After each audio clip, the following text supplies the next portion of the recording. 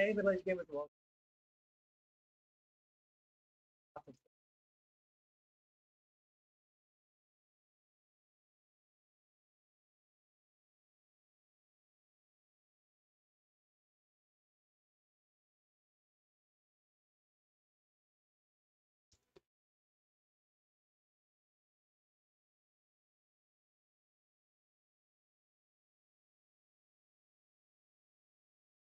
You're gonna start.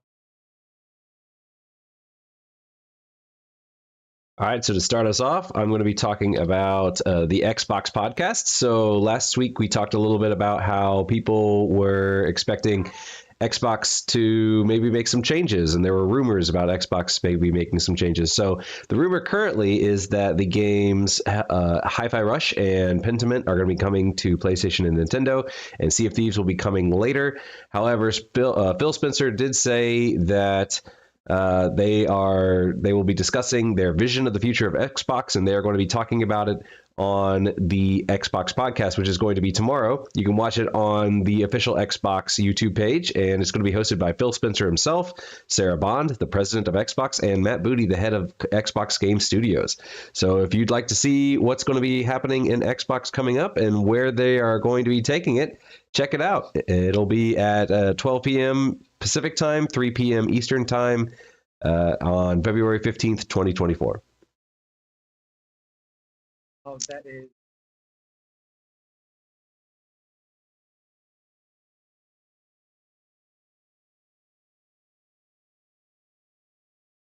Yes, yes. Talked about. I think I've also.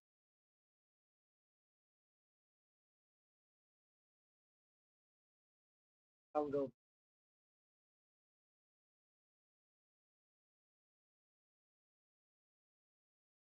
Yeah, yeah.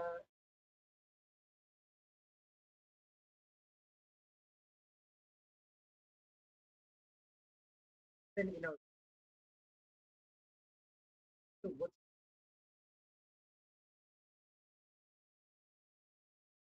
I mean, it makes sense, I guess, if they're going to be sticking into it.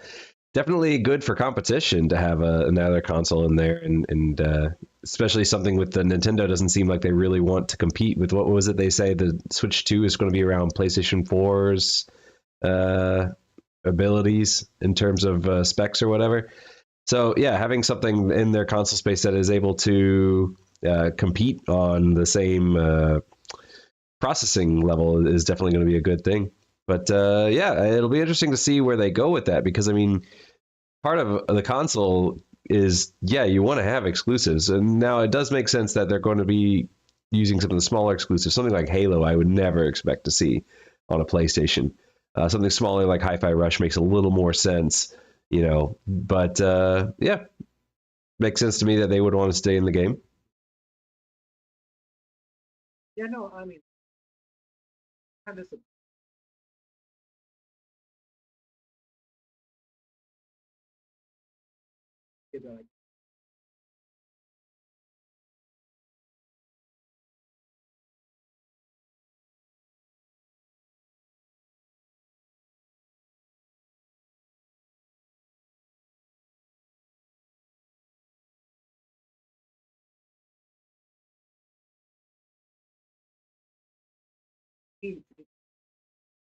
it's so made.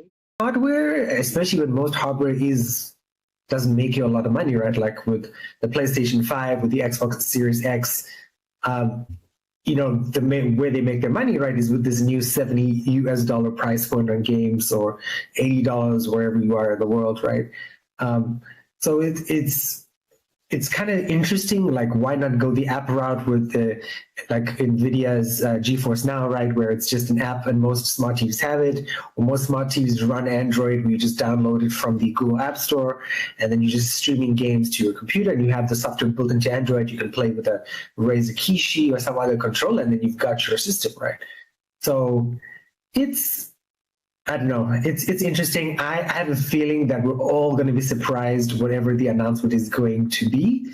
I would imagine there's going to be some AI thrown in there as well, just to sort of keep with the times and what's going on at Microsoft, but we'll have to see. Yeah. Yeah, and even if they didn't do consoles, I'm sure they would still make controllers and stuff because a lot of Steam games and stuff, the default is the Xbox controller because it's Windows. So even if they jumped out of consoles specifically, I'm sure they'd still make peripherals and whatnot for systems. So.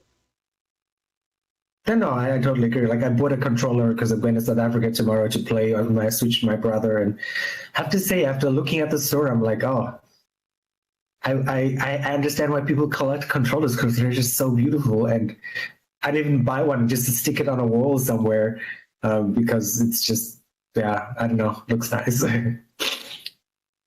But yeah, my first story for today is I was looking at this yesterday or somewhere online.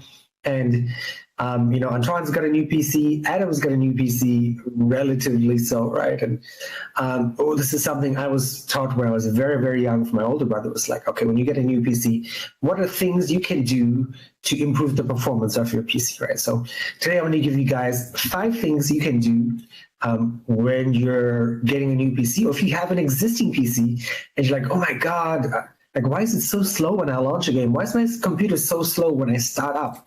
So let me paint a picture for you here, right? Computers, Windows, Mac is actually different, so we'll go with Windows, right? So this is just going to be about Windows. Windows wants to make life easy for you. So whatever you install, it's going to be like, okay, Adam needs this app every single time he starts up. And actually, you don't need that many apps when you start up. So one of the first things you want to do is, if you're listening to this, or watching this, right, is pause the video. Actually, we should probably pause it after I talk about the first tip, though. Probably not now. Pause the video after I talk about the first tip and do it. So in Windows 11 or Windows 10, hit the Windows icon, or you can go into your search bar, type in msconfig. It'll open up a window.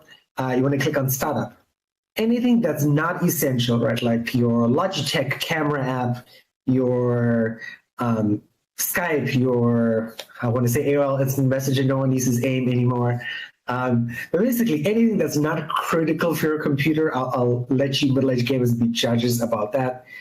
Stop it from starting up. That will boost your startup time. That will also improve your overall gaming performance when you're running a game. There are things which run in the background while you're gaming that shouldn't be running, which sort of leads into my second tip, right, is that when you're gaming, stop with all the other extra applications you're going on, like your Microsoft OneDrive, like whatever else that's not critical for the time you're gaming, especially playing like a really hardcore first-person shooter like Cyberpunk 2077. Some of these apps can conflict with the game, can conflict with the gaming drivers, can cause issues, especially things related to video storage. Like sometimes when you're trying to record video as a content creator, as a streamer, these apps can sometimes interfere with your gaming performance. So stop all of those. And going into my third tip is sometimes, right, you might have this amazing 4K monitor, or you're playing on your TV because your computer is connected to your TV. And you're like, oh man, this sucks. Actually, what you can do, right, one of the biggest changes to a game is reduce the resolution. So if you're running at 4K, so that'd be 3860 or 3820, I never remember the number. By 2160 is the other number, basically 4K. You can drop it down to 1080, 1920 by 1080. That always improves gaming performance, right? If you drop it down from 4K and to 1080 and it's still slow, that's another issue. I can get into that in another video. Please comment down below if you want me to talk about that. Tip number 4. Most games have settings on a PC with something going all the way from like ultra high to like low in terms of texture detail. So that's another way to sort of improve the performance. It's like, okay, if you're on high, drop it down to medium. If you're on medium, drop it down to low. And that those big settings changes, again, performance, right? Usually from high to medium will give you like a good 20 to 30% boost in frames and overall smoothness of the way you play.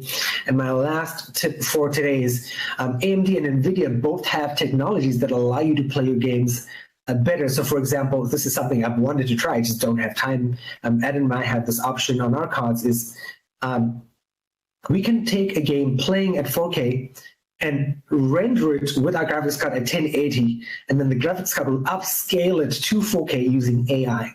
And that gives you a whole bunch of frames per second. Google that out. I can do, again, dedicated videos about that sort of stuff. But both these work really, really well. Like you might be getting 60 frames per second at 4K normally, and with this super sampling is NVIDIA's technology. AMD is called FSR. With FSR, right, you can get 80, 90 frames per second running it at 1080, but it's actually at 4K on your machine, which sounds super complicated, but it's actually not that complicated. It's just a little tug on your AMD Adrenalin software, and then it'll take care of it for you.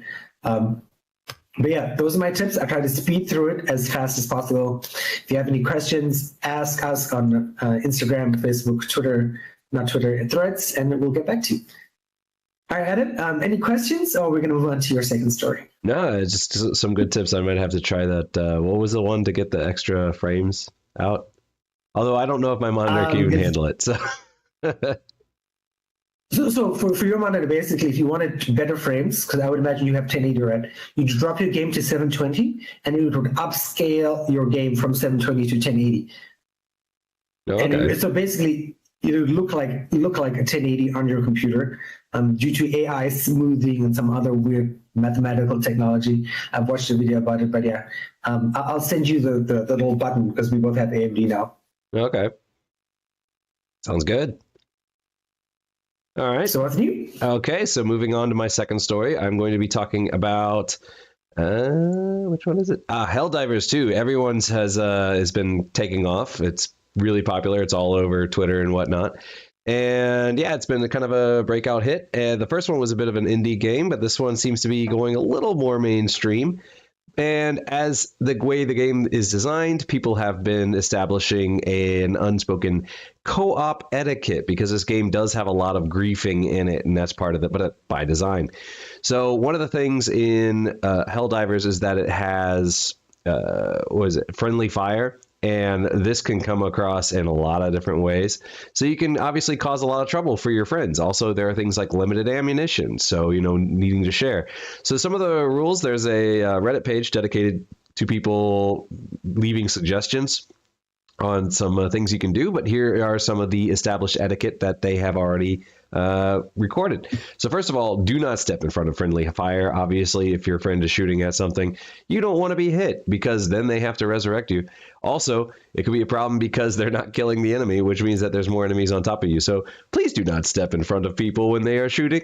Number 2, place your stratagems carefully. Stratagems are basically the things that you can call down from the sky. It could be things like resupplies or a turret, or it could be respawning of a friend. Be very careful where you drop those, because if they do land on top of somebody, it could be quite a problem. So make sure you're placing those in good places.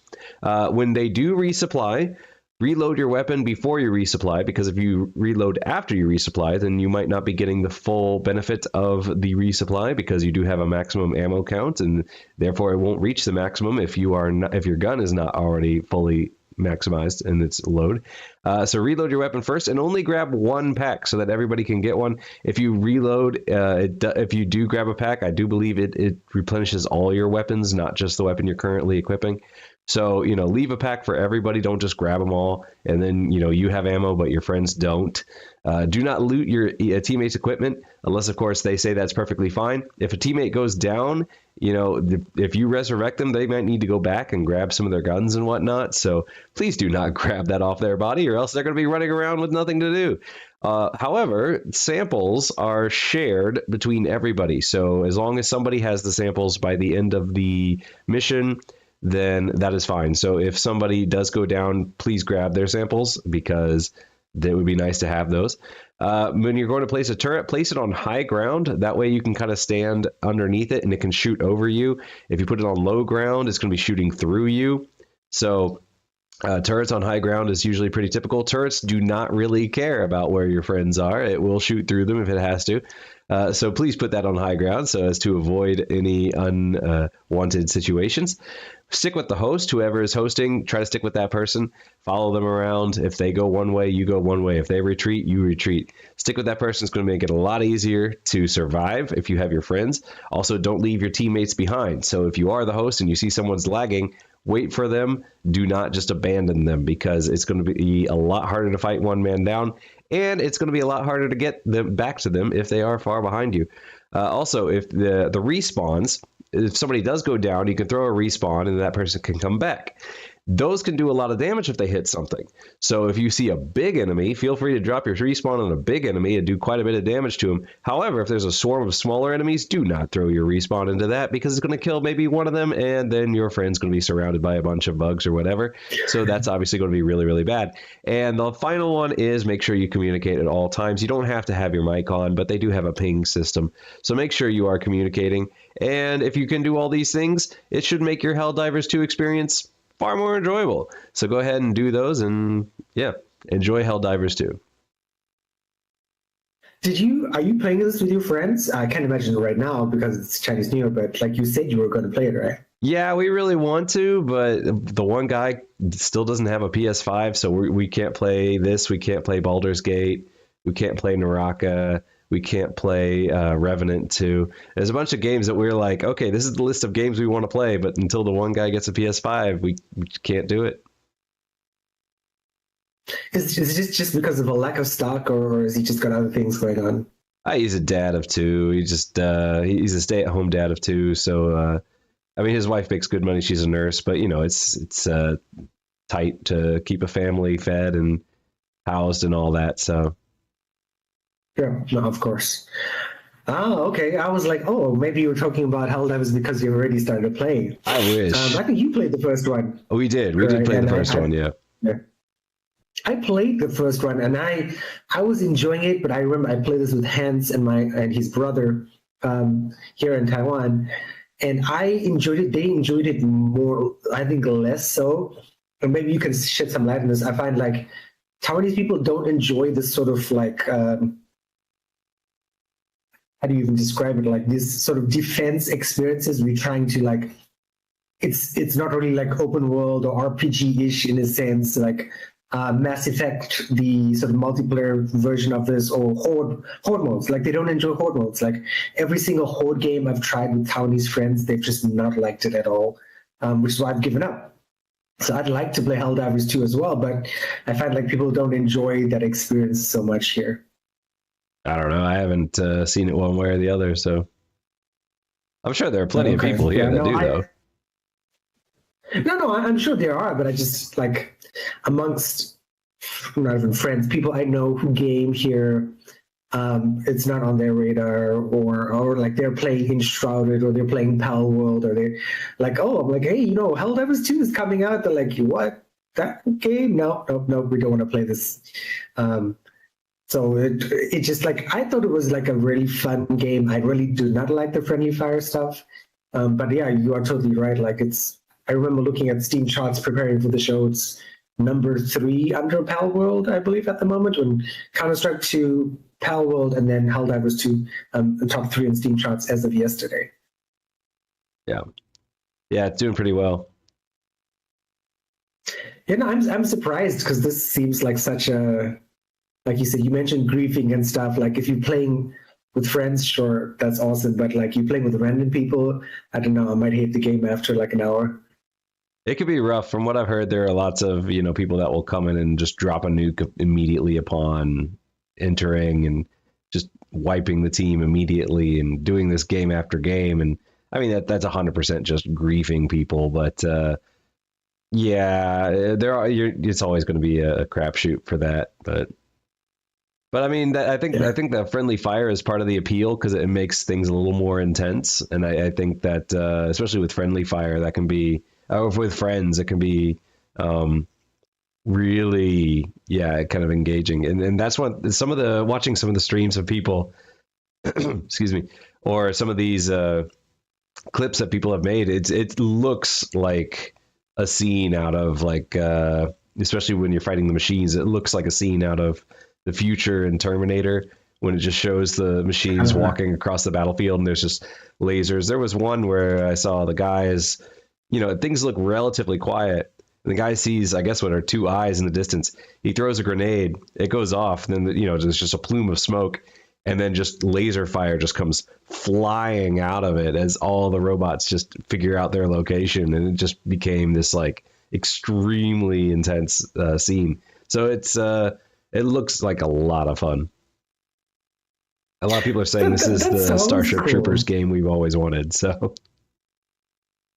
yeah. Yeah, no, it makes me think like you and I used to play games together. And I've really got to figure out a time where you and I can do like a quick 1 hour Helldivers 2 session, and get that started, because that would be really fun. And I think that would have some really good clips and stuff. I mean, beyond the clips, would just be fun, because I think, like I said, I don't know anyone else would like to play this besides you, honestly, in my life.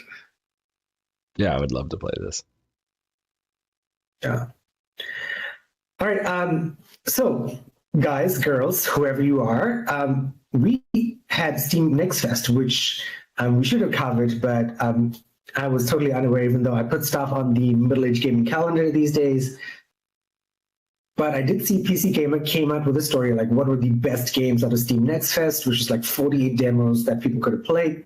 I still don't think demos are a thing unless you have an extremely large amount of time. Because I remember from growing up, demos were like, okay, cool, I can do a demo, but now I just want to play a game. So the game we'll talk about today is called Sparks, an automation adventure. So this is along the lines of, it reminds me again of a game that I love to talk about, even though I only played 1 or 2 of them, Petapon. And then my both kickstarted a game called Ratatan, which is made by the original Petapon people. But this sort of combines games like Satisfactory, Patapon in the sense, in a kind of a way, but it's like you are a person and it's got beautiful, absolutely beautiful art. As of the time that we are recording this episode, right, they're actually doing a live stream on Steam at the moment, the developers behind the game. So it says, design automated workshops for your odd and adorable Sparks to carry and craft everything, including more of themselves, a lead your squad of Sparks into combat, explore a strange fantasy world in single player or online co-op, unearth the ancient mystery of the Sparks. So this sounds like awesome, right? Online and co-op. Thankfully, none of this PvE craziness. Early access is coming on April 24th, 2024. So 2 months away, right? Almost 2 months away. And this sounds honestly awesome, right? Like making machines, ordering people to do stuff. This is also along the lines of the Oxygen Not Included, made by the company publisher Clay, who did Do Not Starve. And they did a strategy game where you tell people, you go do this. You can't control what they do, but you just tell them, this is the thing I want done. And then they do it, right? So there's been a bunch of games like this. This is something you guys should definitely keep an eye out on. Recommended system, again, really nothing too tough, 4 GB graphics cards in terms of recommended. So this is going to be a game, if you're looking for really pretty, if you love automating machines and stuff, like my older brother loved Satisfactory, this might be something to sort of scratch that itch, but also an itch in terms of cool art, because of cool mechanics. I watched some of the demo stuff, and it looks like a really fun game. Maybe not 100% new in terms of IP, but it's like a big mashup of all the things people love. Recently, I feel like in the last 5 years or so, I'm into this new mechanism that could potentially be very awesome. Again, but if you're a middle-aged gamer, right, you might want to wait for this to be released. But like me, right, as soon as you find it out, add it to your Steam wish list when it's released, or if you're in the mood, you can pick it up and test it out.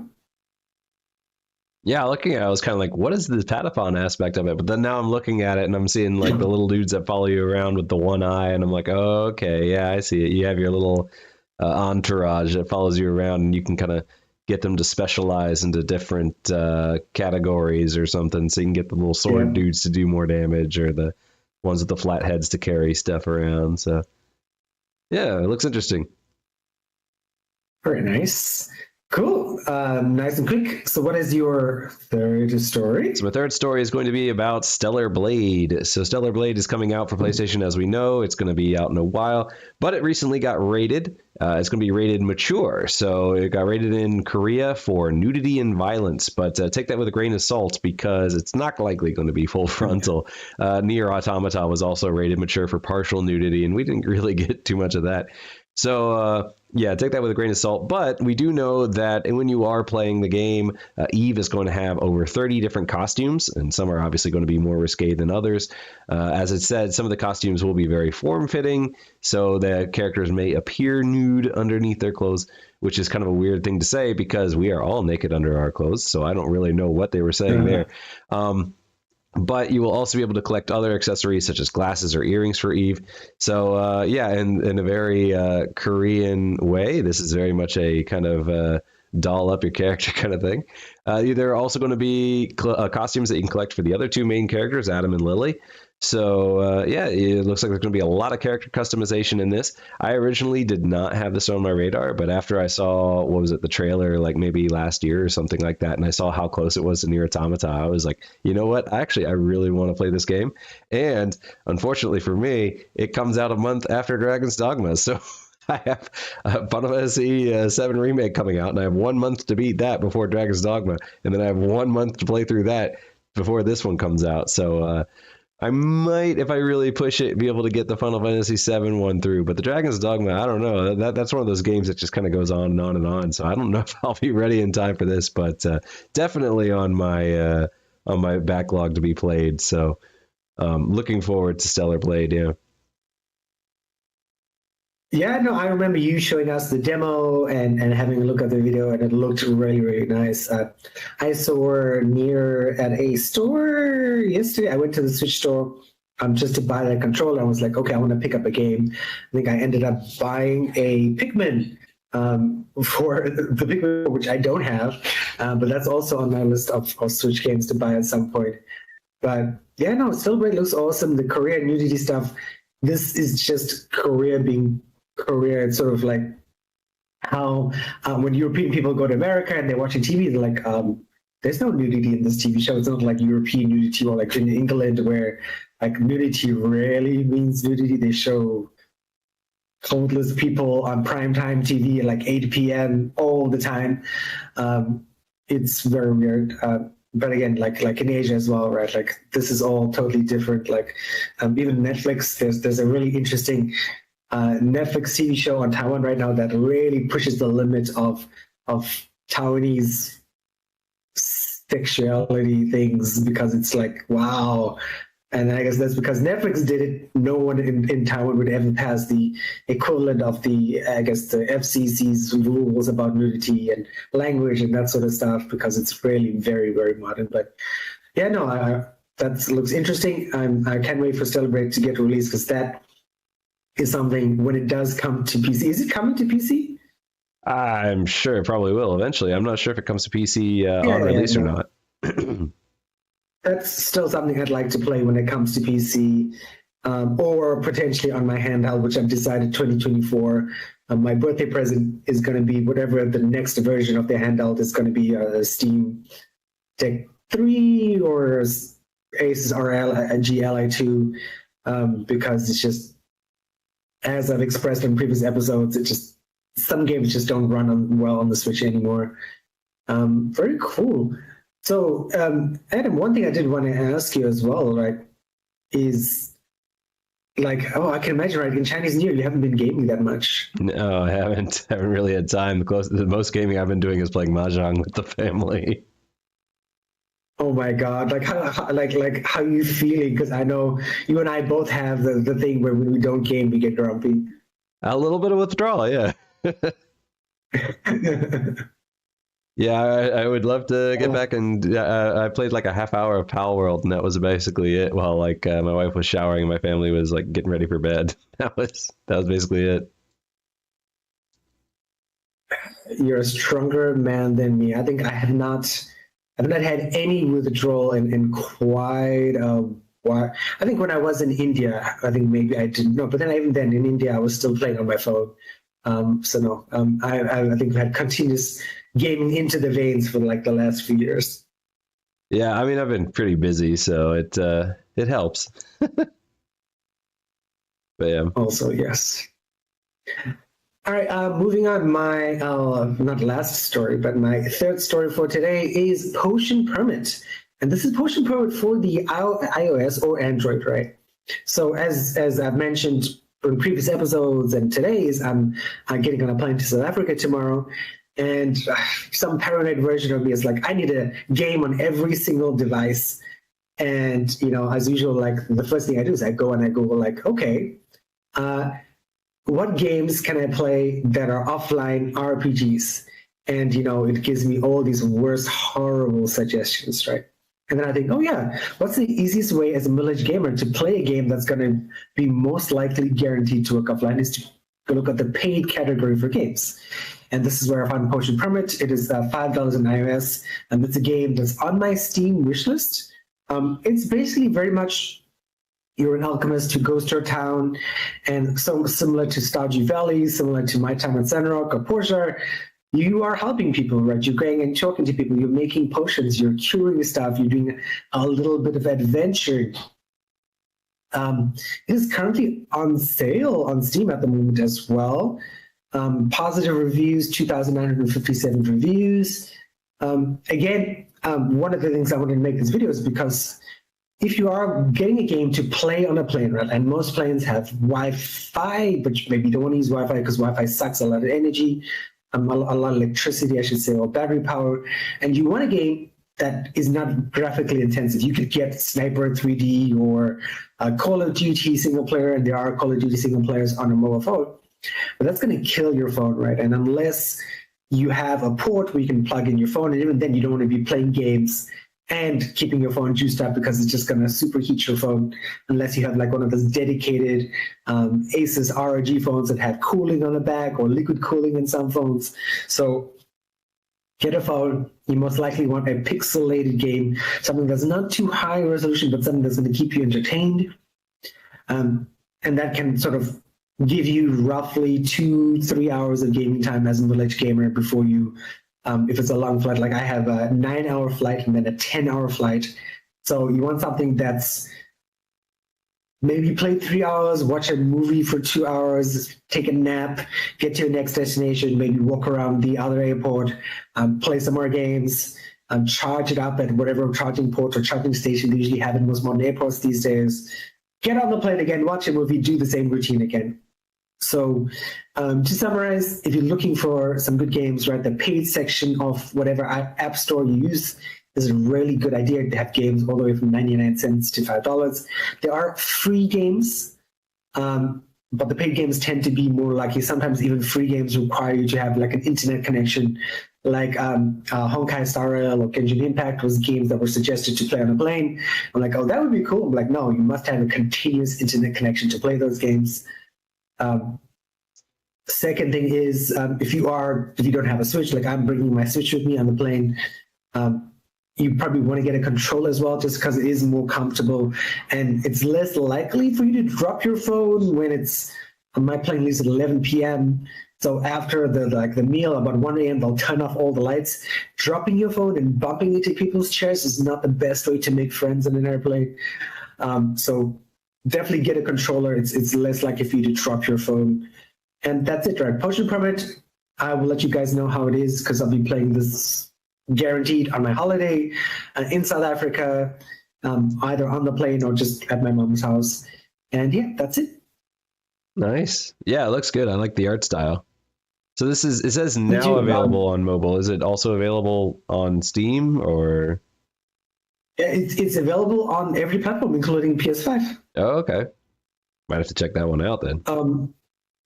Yeah, no, I just literally I was spending an hour looking for games to like install on my phone, and then I went to the App Store, I looked at paid games, like Potion Permit. I know this game, and I'm like, oh, how much credit do I have on my iPhone because my iPhone's set to the US store, and I bought it, and it runs fine. I'm looking forward to playing it. Yeah, it looks fun. It's kind of a. All right, sir, what is your? Yeah, go ahead. I was just gonna say it's kind of like a Harvest Moon or Stardew Valley look. Exactly. Same sort of art style. I've just never picked it up because I'm like, oh, I want to wait for it to get on sale on the Switch. And I think every time it's been on the Switch on sale, I've always bought something else. So now it's on my phone. So hopefully I don't have to double buy it on the Switch if I like it too much. All right. So what's next? Final story for today. We have zoomed through our stories today. Yeah. So, that's not the right one. There we go. So my final story today is back to Korea. Apparently, Rise of the Ronin will not be releasing in South Korea. And this is due to remarks made by, I believe it's the director. His name is Fumihiko Yasuda. So apparently this guy said Yoshida, I'm going to butcher these names. Yoshida Shoin is a figure comparable to Socrates in Japan. I wanted to capture his way of life, his words, and his actions in Rise of the Ronin. So the problem with those words are the fact that he was basically praising Yoshida Shoin. And the reason that's a problem is because this guy was a 19th century thinker during the Meiji era, and he was a very strong advocate of the Jeongan theory.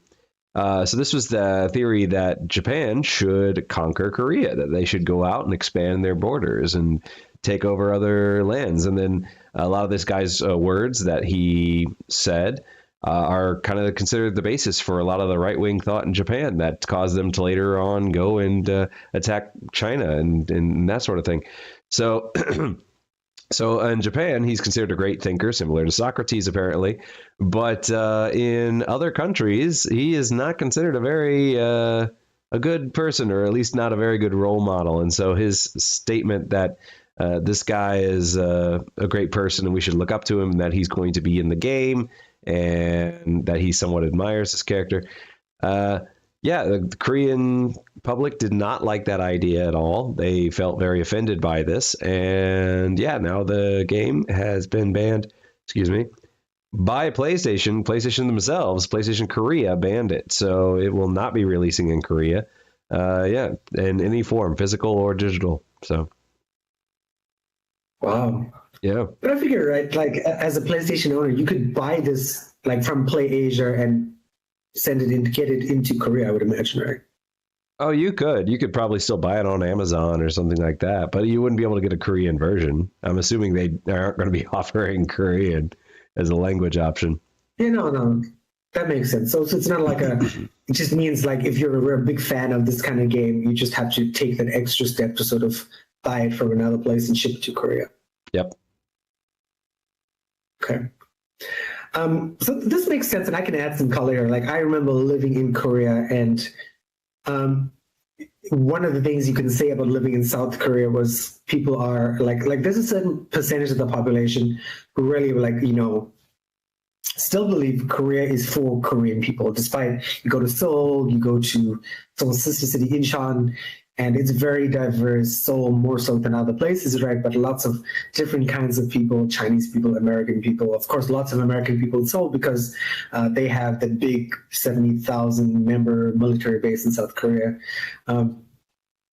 But, people do believe that. And of course, the Korean people, I remember living in Korea for that 1 year, was they really don't like Japan for Japan invading Korea and the influence and the Korean slave woman, like similar to sort of the south of Taiwan, right, where Adam and I live, where, Japan had this huge impact, arguably positive in some ways and arguably negative, similar to Korea, similar to any sort of like colonization or invasion with the British in South Africa, with the British in America as well, right? Building infrastructure and things like that. So I understand why definitely Korea, the whole Japanese thing is a very sensitive touch point. So it kind of makes sense. And it's an interesting politically speaking, Japan's changing. They have a thing in their constitution now that says, we cannot have an offensive army. So they're not like a lot of the world where, they will have special forces and they'll send them out to do operations in places like Ukraine and other things. But Japan doesn't do that. But Japan's slowly changing back due to this sort of situation out here on this side of the world. But I think this is like this game, Rise of the Ronin, looks absolutely beautiful. It looks really fun. I'm worried it's going to be like that, the Dark Souls game. What is that called? The Japanese Dark Souls game, Sekiro. And I know like Sekiro looked really, really cool, but I watched a video, I'm like, oh my God, this is way too hard. I'll get angry and then I'll regret spending $50, $60 on it. So I'm going to wait for somebody smarter than me to play this, probably like Adam. Adam, is this going to be on your radar to play? Or it's on my radar. It's not a high priority, but it's on my radar, yeah. So this would be like one of those games like I do have, like buy it at some point, or play it at some point, or maybe buy it and never play it and add it to the backlog. So I guess this is one of your games. It's going to be on the backlog. Yeah, it just depends on how long. Yeah. Okay, cool. So this is also like, this is single player. It's not multiplayer. And who's the publisher? The publisher. That's a very good question. I do not know off the top of my head. Let me double check. No, I was just curious. Like if it's somebody big name, is this a new studio that could sort of make it interesting if it's banned in one place, right? And especially, I can't imagine they ban it in Taiwan, but I can imagine anyone who's really worries about Japanese colonialism and stuff. There are a few countries that maybe they might ban it. So yeah, the developer is Team Ninja, but the publisher is Sony Interactive Entertainment. Okay, Team and Ninja. Sony Interactive Entertainment was also the Korean division was the one who banned it in Korea. So yeah, that's also interesting as well. It's like a local division banning it. I mean, maybe to save face because the current president of Korea is very pro-Korean or nationalist, I guess is the right word to say it. So maybe they don't want to get in trouble. Don't know. Okay, my final story for today is this was an awful headline, right? It was actually this was an amazing headline. This is from BBC. The headline is: "It was a truly awful idea to spend 125 million on Immortals of Avium," former developer says. The claim it was a bad move to make a AAA single-player shooter in today's market. So, Immortals of Avium, I think it was. Was this an Adam's story or was it Antoine's story or was it a me story? I think Antoine covered it once. I might have covered it once as well. And okay. Antoine covered it most recently. So this game was out and you know, the reviews were like not terrible, but not amazing. There was not like an 8 out of 10, it was like a 7 out of 10 game. But yeah, EA spent $125 million in it. And with the success of the Star Wars Jedi series, like, okay, a new IP. This makes total sense. And it didn't make sense. People didn't enjoy it. Like, I watched this. This looks awesome. It looks fun. I would probably get this to play this again because I don't want to sit in front of my computer anymore due to work. So, but yeah, this is on my list. I will guarantee buy this at some point. I will probably guarantee play it because I don't feel like there's not a lot of single player shooting games. But I guess my question to Adam is like, then what's the sort of limit for new IPs and new ideas these days when it comes to big name studios? Or I think $125 million is too much. Do you think EA was too ambitious when it came to this, Adam? What do you think? Yeah, I don't necessarily think it's them being too ambitious. You can definitely have a big game that takes off. I mean, just look at how big Pal World's been. That's an entirely new IP. But I think maybe the shooter genre does have a lot of competition in it. And I think just making a magic shooter, just making, changing it from guns to magic and making it single player, I think the big appeal of shooters is a lot of times the multiplayer. I know a lot of people do want single player shooters to come back. A lot of people do kind of like that campaign mode. But a game that's predominantly only that, I think you really would have to, I think you'd really have to kind of change. It could be primarily a shooter. You'd have to add some sort of RPG elements to it or something. I mean, like Cyberpunk was ultimately successful, right? And that's first person. But most people would not consider that a first-person shooter. They would consider it an RPG first and the first-person shooter second, right? Something that's just purely a first-person shooter, single player, I think it'd be really hard to kind of sell people on that and get it to be a huge success. I think you'd need to throw a little bit more in there to get it to be really successful. I mean, like you literally just read my mind as you were talking. I'm like, oh yeah. Just a standard first-person shooter is way too simple, right? Unless you come from an established IP, like the recently rebooted Doom series, Doom 1 and Doom 2 Eternal. These games I think they worked because they had this awesome music. They had the established IP of Doom, They had really good mechanics in terms of movement and fighting and shooting. And, I think if this was just, shooting game version 2.0 or something like that, it would not have worked, right? Nobody knows this game. And I think Immortals of Avium suffered from a lack of being established. And it was not just like people expected more from their games, as bad as that is. So it was not complex enough. Again, I didn't play this. I think we've looked into it, Adam and I and Antoine as well.